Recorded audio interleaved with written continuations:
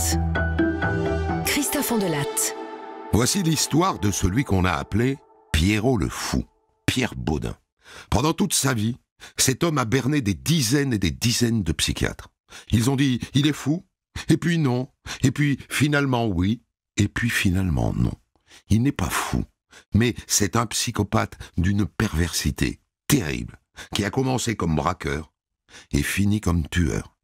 Voici son histoire que j'ai écrite avec Thomas Audouard, réalisation Céline Lebras. Europe 1, Christophe Ondelatte.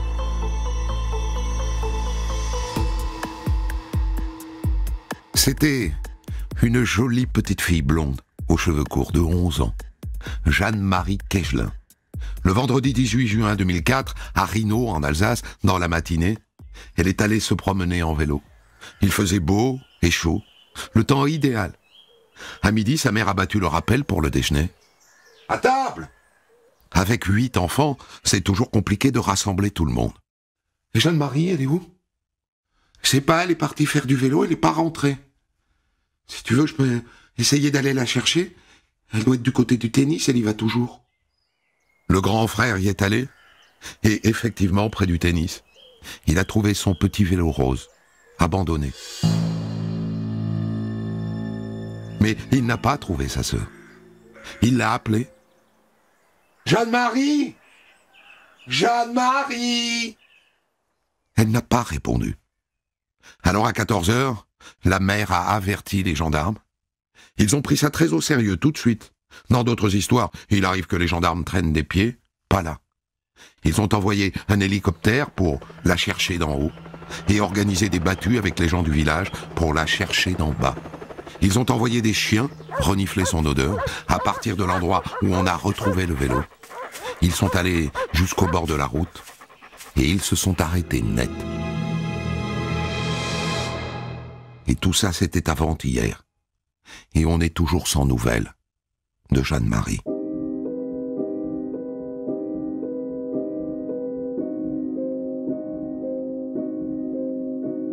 Et puis, 3 jours après la disparition de Jeanne-Marie, dans le village d'à côté, des enfants se mettent à raconter une drôle d'histoire. On a vu un drôle de truc dans la maison des Vanier. Si, on regardait par-dessus la clôture. Ils avaient mis une petite fille dans le coffre d'une voiture. Et il y avait plein de gens autour qui regardaient. Et aux gendarmes. Et là, il faut que je vous explique. Les Vanier, c'est pas un nom de famille, hein. Les Vanier, c'est comme ça qu'on appelle les gitans en Alsace. Ce sont ceux qui font des paniers, quoi, de la vannerie. Autant vous dire qu'ils n'ont pas la cote dans le village. Ni une ni deux. Les gendarmes arrêtent les 6 Vanier qui vivent dans la maison désignée par les enfants. Garde à vue.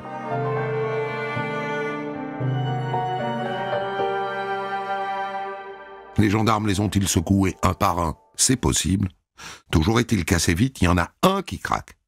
Le plus jeune, dont je dois vous dire qu'il est aussi légèrement débile. C'est mon grand frère Georges, qui l'a renversé la petite. Bon, c'était un accident, hein. On était 3 dans la voiture, du coup, on a ramassé le corps et...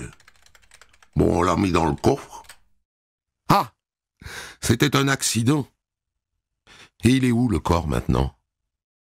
Oh, d'abord, on l'a ramené chez nous. On l'a enterré.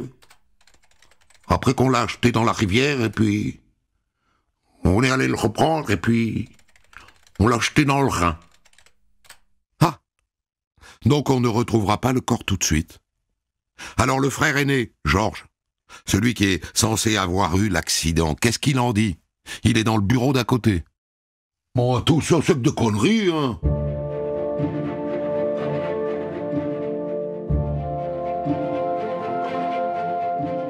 Ce qui voudrait dire que le petit frère aurait inventé toute cette histoire. C'est possible, hein, parce que les gendarmes ont examiné à la loupe toutes les voitures du clan. Pas une, aucune ne porte de marque d'un choc avec un vélo. On en est là quand le 25 juin, une semaine plus tard, une autre petite fille disparaît à 50 km de là, à Schirmeck. Julie Charge, 14 ans. Elle aussi part faire du vélo en début d'après-midi avec sa copine Maude. Et quand la fin de l'après-midi arrive, Maude est rentrée, mais pas Julie. Vers 19h, la mère de Julie appelle Maude sur son portable. « Maude, t'es toujours avec Julie? Tu peux lui dire qu'il est temps qu'elle rentre ?»« Ah mais non, je suis plus avec elle. On s'est quitté vers 5h. » La mère refait le chemin en sondant les fossés du regard. Et puis elle prévient les gendarmes, les mêmes que ceux qui enquêtent sur la disparition de Jeanne-Marie. Et tout le quartier se mobilise, et on fouille, on l'appelle. « Julie! Julie !» On se dit que c'est peut-être une fugue, 14 ans. Mais elle n'a rien emporté, ni papier, ni argent, ni vêtements.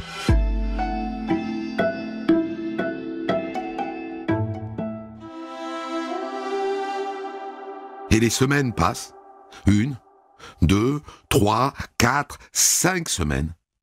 Jusqu'au 28 juillet, date à laquelle on retrouve le vélo de Julie. Dans la forêt, dans un ruisseau, on ne voit que le guidon qui dépasse. Mais c'est bien son vélo. Ça n'est donc pas une fugue.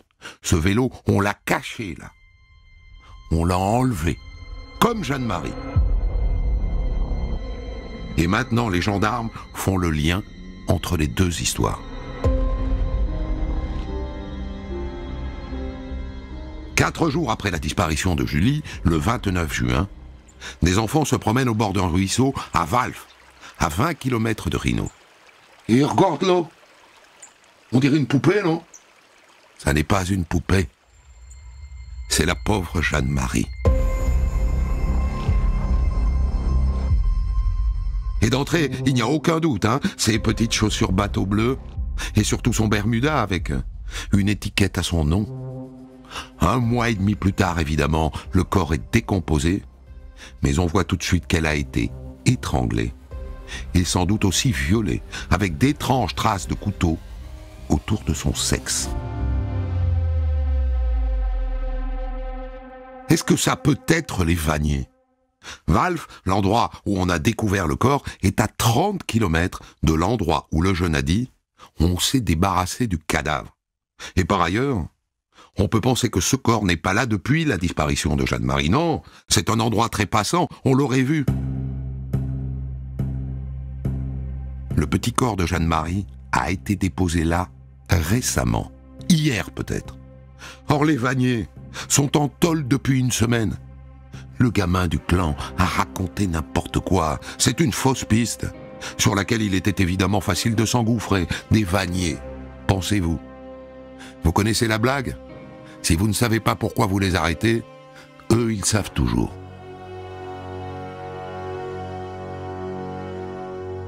C'est à ce moment-là que les gendarmes font le lien avec une troisième histoire, intervenue entre la disparition de Jeanne-Marie et celle de Julie. Une histoire que jusque-là, ils ne pouvaient pas relier aux autres à cause de l'âge de la victime. Edwige Vallée, 38 ans. On l'a retrouvée nue dans un ruisseau à Indisheim, dans le même coin. Elle a été étranglée. Et surtout, elle avait des blessures au niveau du sexe, comme des coups de couteau, comme ceux qu'on a pu constater sur le corps de Jeanne-Marie, les mêmes mutilations barbares. On aurait donc affaire à un même tueur qui tue indifféremment des enfants et des femmes adultes. Un tueur avec une manie très caractéristique des grands pervers. Est-ce que Julie a subi le même sort? Pour l'instant, Julie Charche est introuvable. Mais on a peut-être une piste. Un témoin l'a vue le jour de sa disparition avec son vélo sur la route de Schirmeck. Vous voyez où qu'il y a un hameau, là? Sur la départementale 204. Ah bon, elle était là, elle parlait avec un type. Il avait une voiture blanche. La marque? Vous vous souvenez de la marque? Ouais, je dirais une Escort. Une Ford Escort blanche. Une Ford Escort blanche? Eh ben ça alors. Depuis quelque temps, justement, les gendarmes ont à l'œil un type louche qui vient de sortir de prison, avec un casier long comme le bras, qui a justement une Ford Escort blanche. Pierre Baudin. Tu vois pas que ça soit lui? Ça pourrait, hein?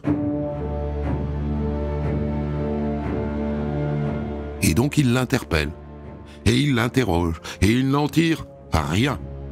Et donc il le relâche, en se disant, toi mon coco, à partir de maintenant, on t'a à l'œil. D'autant que près du corps de Jeanne-Marie, on a trouvé les débris d'un clignotant. C'est un clignotant arrière de Ford Escort.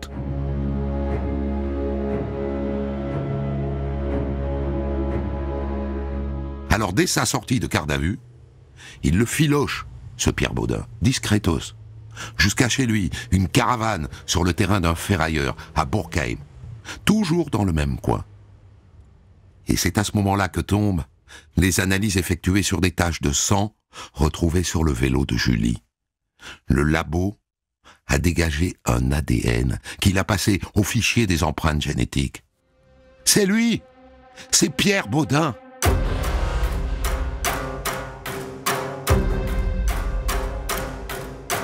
Connu jusque-là comme braqueur en série, sorti de prison il y a 4 mois à peine.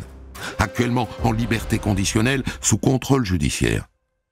Le lendemain matin, les gendarmes vont l'arrêter et ils le traînent en garde à vue. Mais en garde à vue, Baudin nie. « Oh, je sais pas ce que je fais là. Moi, j'ai rien à voir avec cette histoire. » Pourtant, son ADN a bien été retrouvé sur le vélo de Julie, et Julie a disparu. Ça suffit pour le déférer chez le juge d'instruction, et ça suffit au juge pour le mettre en examen et le coller en prison.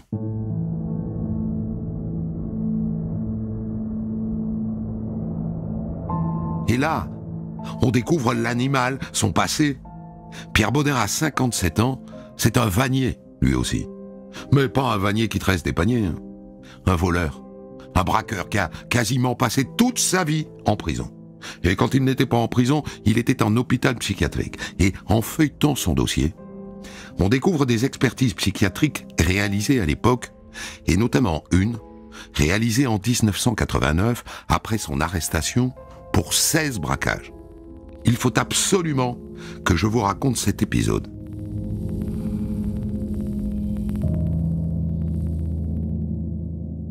En 1989, donc, Pierre Baudin est expertisé par le psychiatre Henri Brunner. Il vient le voir à la prison et il le trouve très agité et incohérent. « Oh, je suis pas fou, hein. Je suis pas fou. Oh, j'ai volé, on m'a dit que j'ai volé, oh.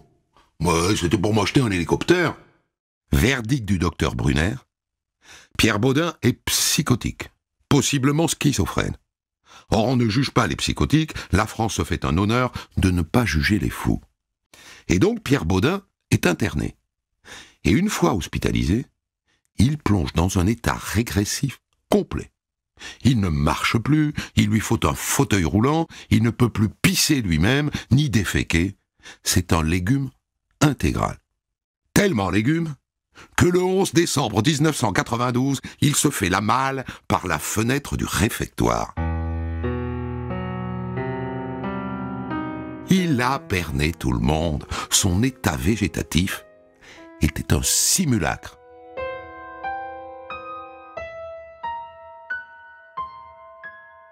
Le même jour, Baudin, en cavale, attaque un automobiliste armé d'un pistolet à grenaille. Et il lui balance 2 décharges de grenaille dans le visage. Le lendemain, il braque une banque à Hildesheim. Personne ne bouge. Il prend un salarié en otage et, sous la menace, il se fait remettre 20 000 francs. Et il prend la fuite. Le même jour, il s'achète un fusil de chasse dans une armurerie et 5 boîtes de cartouches. La nuit suivante, les flics le repèrent à Colmar. Une course-poursuite s'engage. Les policiers se mettent à tirer. Baudin réplique au fusil à pompe. Il vise un policier à la tête. Touché! L'officier s'en sortira par miracle. Et il s'échappe à nouveau.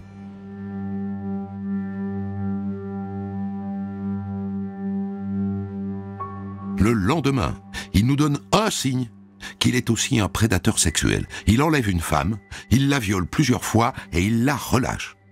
Et juste après, il tombe sur un barrage. Il le force. Nouvelle fusillade. Et Baudin parvient à s'enfuir dans un bois. Les gendarmes pénètrent dans le bois par dizaines, avec des chiens, des motos et au-dessus un hélicoptère. Et ils le coincent. Fin de la cavale. Vous voyez à quel genre de zozo nous avons affaire? Alors, il est fou ou pas? Il est psychotique, schizophrène ou pas? Mérite-t-il le surnom de Pierrot le fou?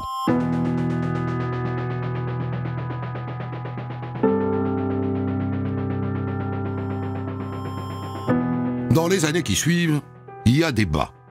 L'une des stars de l'expertise psychiatrique de l'époque, le docteur Bornstein, le rencontre juste après ses 3 jours de cavale. Alors est-il psychotique, docteur? Eh bien non. D'après Bornstein, non. Il est psychopathe, mais rien de plus. C'est un déséquilibré mental. Mais ça n'entre pas dans le champ des troubles psychiatriques qui dispensent de la cour d'assises. On peut le juger. Et donc on le juge.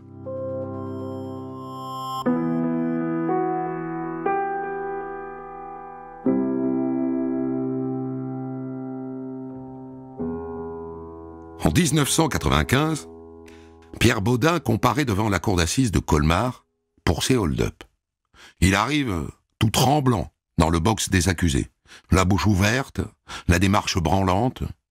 Quand on lui pose des questions, il dit n'importe quoi. Faut qu'on me rende la mobilette comme on voulait, hein.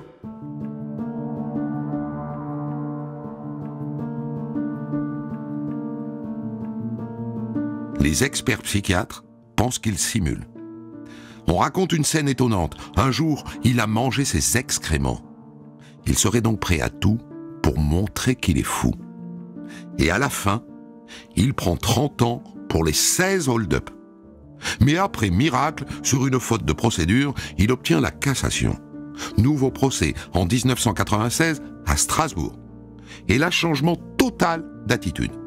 Il est frais comme un gardon, il ne fait plus semblant d'être fou, il s'excuse même, c'est un autre homme. Et du coup, il prend un peu moins que la première fois. 28 ans de prison.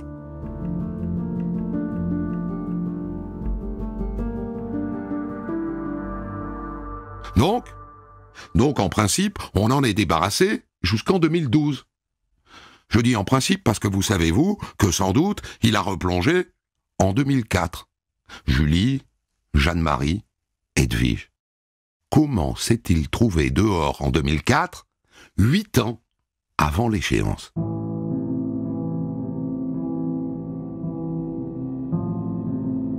Eh bien d'abord, son avocat a fait du zèle. Il a repéré une toute petite faute de procédure qui a ramené la peine de 28 ans à 20 ans.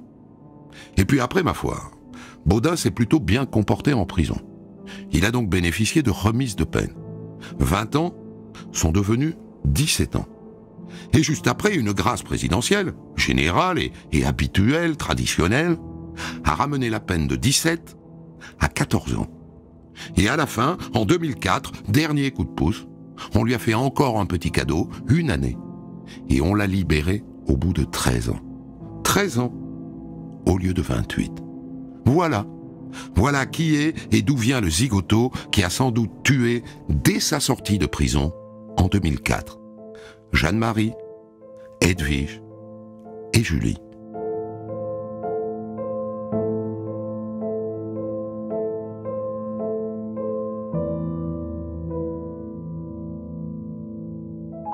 On retrouve le corps de Julie Charche le 3 juillet 2004 dans un petit ruisseau.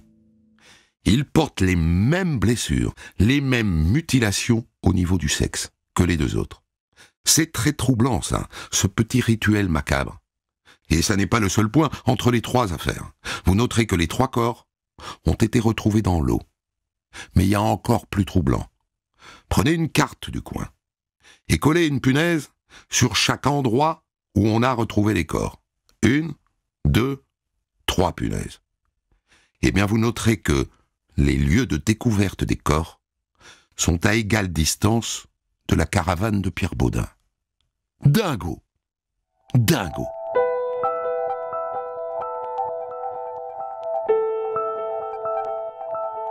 On finit par trouver du sang de Jeanne-Marie dans sa Ford Escort et aussi un tout petit poil qui appartient à Edwige. Et comme en fouillant le terrain où il vivait, on tombe sur des couteaux tachés de sang. Alors il n'y a plus de doute. Pierre Baudin, quelques semaines après sa sortie de prison, a tué 3 fois en une semaine.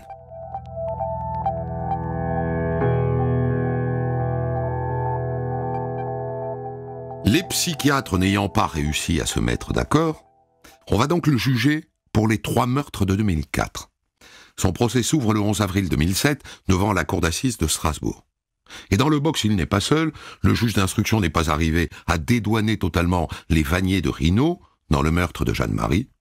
Alors il a renvoyé tout le monde devant la cour d'assises, avec Baudin. 16 personnes. Quelle galère! Vous vous rendez compte, à chaque fois, il faut les interroger un par un. Et comme ils sont tous rongés par l'alcool et tous à moitié neuneux, ça prend un temps fou. Ah, moi, je l'ai jamais vu, ce Baudin, là. Moi, je l'ai jamais vu, et la petite Jeanne-Marie, là, non plus, hein. On perd notre temps. Il n'y était pas. Baudin était seul.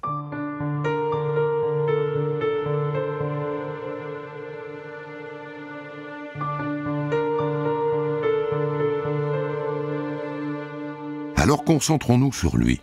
Lui qui est assis là, dans le box, avec ses cheveux longs filasses, et qui met un jour une chemise blanche, et le lendemain une rose, et le surlendemain à nouveau la blanche. Il n'a que 2 chemises. D'entrée, il nie. Il remet au président un document d'une dizaine de pages intitulé « 30 alibis ». C'est la preuve, pense-t-il, qu'il n'a commis aucun des meurtres. Et c'est assez vain, hein, parce que dans le dossier, on a des preuves ADN, en veux-tu, en voilà. Et on a son téléphone qui atteste que le jour de l'enlèvement de Jeanne-Marie, il était à Reno. Il perd son temps.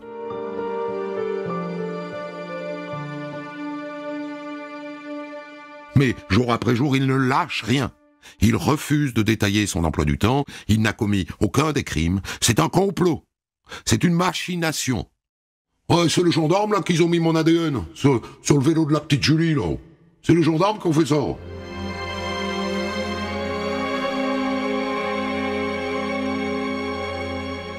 Et on en vient, bien sûr, à la question. L'éternelle question. Les experts psychiatres se relaient à la barre. Est-il fou? Ils ne sont toujours pas d'accord. Mais ce qui ressort en gros, c'est que c'est un manipulateur qui joue au fou, sans être fou. À la fin, l'avocat général se lève. Je vous demande de condamner Baudin à une peine de perpétuité incompressible, de manière à ce qu'il ne bénéficie d'aucun aménagement de peine. L'avocat de Baudin, enfermé par les dénégations de son client, ne peut rien plaider d'autre que le complot de la gendarmerie. C'est assez vain. Le délibéré dure 24 heures, ça c'est très rare. Et la cour condamne Pierre Baudin à la réclusion criminelle à perpétuité, assortie d'une peine incompressible de 30 ans. C'est le max. Il fait appel. Un nouveau procès est organisé en septembre 2008 à Colmar. Il est toujours dans le déni. Et sa condamnation à la perpétuité dite réelle est confirmée. À ce moment-là, il a 61 ans. Il part pour 30 ans minimum. Il mourra en prison. Pour commenter son histoire du jour, Christophe Ondelat reçoit un invité, acteur direct de son récit. Voilà donc pour l'histoire de Pierre Baudin, qu'on appelle sans doute à tort Pierrot le Fou. Je ne sais pas si c'est votre avis, Maître Moser, vous étiez dans ce dossier, l'avocat de la famille de Julie Charge. C'est un surnom usurpé. Absolument, absolument, il ne le mérite pas, il n'est pas approprié ce surnom. Moi je dirais plutôt le roublard, le manipulateur, le faussaire, le malsain, moi je l'appellerais comme ça. En vérité, vous vous êtes croisé combien de fois devant la cour d'assises? 4 fois. J'ai beaucoup fréquenté professionnellement, si je puis dire, cet individu. J'ai plaidé 4 fois contre ce gaillard-là. J'ai plaidé donc 2 procès qui suivaient sa cavale de 1992 que vous avez raconté, et j'ai plaidé 2 fois contre Baudin à l'occasion donc des crimes abominables du printemps 2004. Et je peux vous raconter en 2 mots les différents procès si vous le souhaitez. Pas la totalité, mais ça m'intéresse de savoir si vous avez senti lors du procès de la cavale sa dangerosité. Parce qu'à ce moment-là, c'est un braqueur. Il a quand même tiré sur un flic au fusil à pompe. Il a failli le tuer, mais il n'a jamais commis de meurtre de caractère sexuel. Oui, un premier procès, effectivement. Colmar, il joue au fou, il est comme une légume, il veut qu'on s'apitoie sur lui, enfin, il nous prend vraiment pour des imbéciles. Moi, j'ai plaidé que c'était un simulateur absolument remarquable. Les jurés, donc, ont suivi, ont condamné, vous l'avez dit, excellemment. Ensuite, nous avons le procès numéro 2 suite à un pourvoi en cassation malheureusement réussi de Bodin.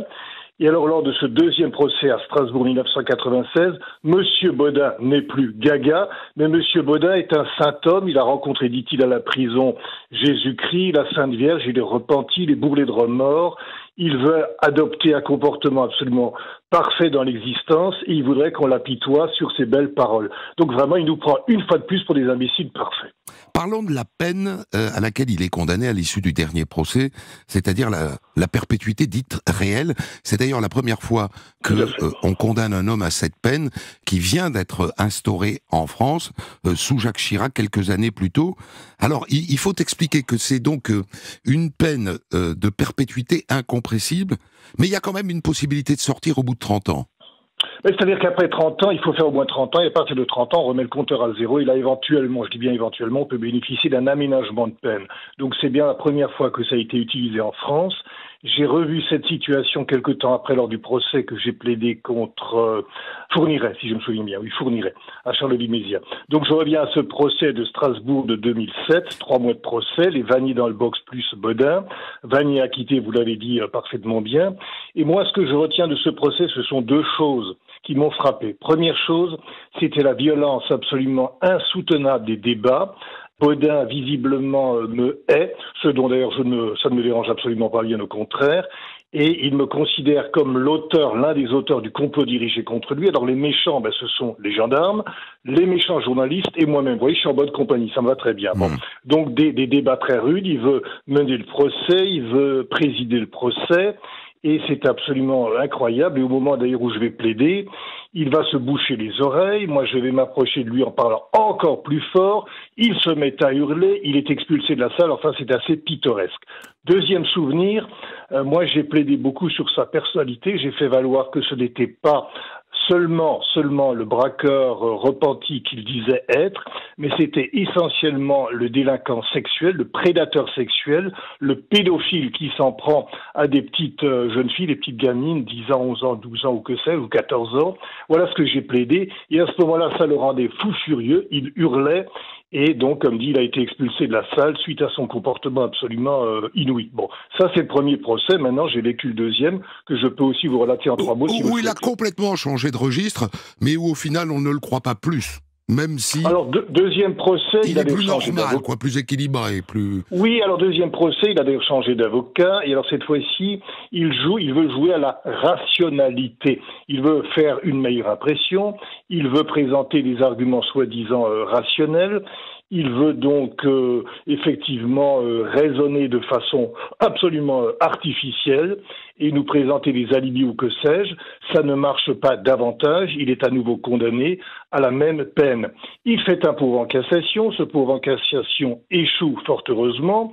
Et alors, comme Bodin est un procédurier infatigable, le pourvoi en cassation ayant échoué, il fait une action devant la Cour européenne des droits de l'homme. Mais c'est lui qui est procédurier ou ce sont ses avocats qui font un zèle légèrement maladroit quand même, parce que je pense ils savent que leur client a tué. Je pense que l'avocat encourage Bodin et vice-versa. Et alors Bodin est un type, je crois, très exigeant avec ses avocats. Il les tue à la tâche et puis mes confrères malheureusement veulent bien être maltraités, ce que je déplore. Enfin, ça, c'est un autre problème. Bon, bref, il fait une action devant la juridiction supranationale de Strasbourg, la Cour européenne des droits de l'homme. Il échoue. Et alors, il pourrait s'arrêter. Il pourrait s'arrêter. Non. Il fait encore un pourvoi en révision. Mais il a tenté de faire réviser, ce qui était fou. Oui, alors là, il vient se soit lancé là-dedans, c'est faire perdre du temps à la justice. Mais c'est se foutre du monde. Et alors, je veux pas être méchant avec mes confrères, mais enfin, certains avocats font des choses tout à fait extravagantes et moi, je le déplore. Effectivement, il fait un pourvoi en révision qui est bâti sur du sable. Ça s'est plaidé récemment. J'y suis allé à Paris devant des magistrats de la Cour de cassation. Et là, il vient raconter des imbécilités. Et son pourvoi en révision a été, évidemment, rejeté. Bon. Mais moi, je dis que tout cela, ça fait des souffrances absolument innombrables et répétées vis-à-vis des victimes, des familles des victimes, c'est intolérable et je suis vraiment choqué par le comportement de cet individu. Alors il continue d'ailleurs à me choyer, je le dis ironiquement bien entendu, puisqu'il m'envoie régulièrement des courriers plutôt menaçants. Je sens sa haine à mon égard, mais ça je m'en fiche royalement et s'il m'entend, je tiens à le lui faire savoir, je m'en fiche totalement de ces messages stupides. Revenons 2 secondes au quantum de la peine. C'est donc la première fois qu'on va condamner un homme à la perpétuité réelle dans ce pays. Pour le coup, vous trouvez que c'est adapté ? Ah, moi, je trouve que c'est très bien. D'ailleurs, vous avez tout à l'heure relaté excellemment le cheminement donc procédural suite à la décision de 1994, donc le pourvoi en cassation qui aboutit, ensuite les remises de peine, et patati et patata. Moi, je trouve que c'est choquant. Les 28 ans qui deviennent, je crois, 12 ou 13 ans, mais c'est absolument inouï, c'est absolument choquant. Et je suis tout à fait satisfait de cette loi qui a durci la répression pour des criminels aussi chevronnés et dangereux que Baudin. Je pense qu'il faut respecter les intérêts des familles, je pense qu'il faut protéger efficacement la société. Alors, parlons de sa folie. Il y a eu toute sa carrière, sa terrible carrière, un débat entre psychiatres sur son cas. Il n'est pas le premier au sujet duquel on débat entre psychiatres. Vous n'allez tout de même pas me dire, vous avez déjà dit un mot là-dessus tout à l'heure, mais que Baudin est un type normal. Il n'est pas normal, il a effectivement des perturbations psychologiques, ça c'est évident, mais enfin il a su effectivement induire en erreur gravement un psychiatre strasbourgeois dont vous avez cité le nom, et il a trompé ce spécialiste de la médecine mentale, et je le déplore. Les autres psychiatres ont été beaucoup plus clairvoyants en disant que certes cet individu présente des perturbations, il n'est pas comme vous et moi, mais il est dangereux et il faut l'avoir très sérieusement à l'œil. Voilà en gros et on peut le juger, et on doit le juger. Maître Moser, vous êtes un vieux de la vieille de la cour d'assises. Qu'est-ce que vous pensez, en général, des expertises psychiatriques ? Voilà, j'ai pas la compétence d'un psychiatre, bien entendu, mais enfin, je ferai 2 observations. Première observation, pour déclarer un bonhomme non responsable au plan pénal, il faut quand même, à mon avis, du solide et non pas des éléments incertains comme l'a admis ce psychiatre strasbourgeois. Donc, il faut du solide. Il faut du solide et je pense que cette condition n'a pas été remplie. Bon, ça c'est ma première observation. Deuxième observation, à partir du moment où un individu est déclaré irresponsable, ne pouvant donc être condamné pénalement, eh bien il faut au minimum que cette situation donne lieu à des mesures de sûreté. Il faut que le gaillard déclaré irresponsable soit suivi de façon étroite par les autorités compétentes pour l'empêcher de récidiver, de faire à nouveau du mal, mais il n'est pas question de le remettre bien gentiment dans la nature en disant « mon petit bonhomme, maintenant tu fais ce que tu veux ». Ça c'est criminel et on n'a pas le droit de faire des choses comme ça et on a fait ça pendant certaines années, pendant un certain nombre d'années. Mais j'entends que vous dites qu'il ne faut pas juger les fous. Ah oui, ça oui, absolument. On peut pas juger des fous, parce que pour être déclaré responsable d'une infraction, il faut avoir eu une certaine lucidité, la conscience de commettre l'infraction, la conscience de transgresser la loi. Bon, je dis que Baudin avait parfaitement cette conscience et il fallait le juger et le condamner et c'est très bien. Mais si quelqu'un est démuni de cette lucidité, à ce moment-là, on ne peut pas le condamner pénalement. Ça ne veut pas dire qu'on lui fiche une paix royale, ça veut dire qu'on va lui imposer des restrictions à sa liberté, des mesures de contrôle, ce qu'on appelle des mesures de sûreté, je l'ai dit à l'instant, mais pas question de le laisser dans la nature en train de gambader pour réitérer des infractions gravissimes. Pour revenir donc à Baudin, vous êtes certain, vous, que c'est un roublard qui a joué au fou, ce qui est étonnant parce qu'il n'est pas d'une intelligence suprême, et néanmoins, il sait jouer au fou au point de berner, pas un, plusieurs psychiatres. Il y a eu débat, il y a eu dans certaines affaires, débat entre psychiatres. L'un disait il est schizophrène et l'autre pas. Christophe, j'ai vécu donc 4 procès contre cet individu. Premier procès, il se présente comme un complet givré. Deuxième procès, il se présente comme un type bien normal, mais repenti, qui aime Jésus-Christ, la Sainte Vierge, etc., et qui veut bien se comporter. Troisième procès, il se présente comme un type qui veut raisonner, qui est innocent, qui veut discuter des charges pied à pied, etc. Donc, un type intelligent, capable de lire un dossier et de discuter un dossier.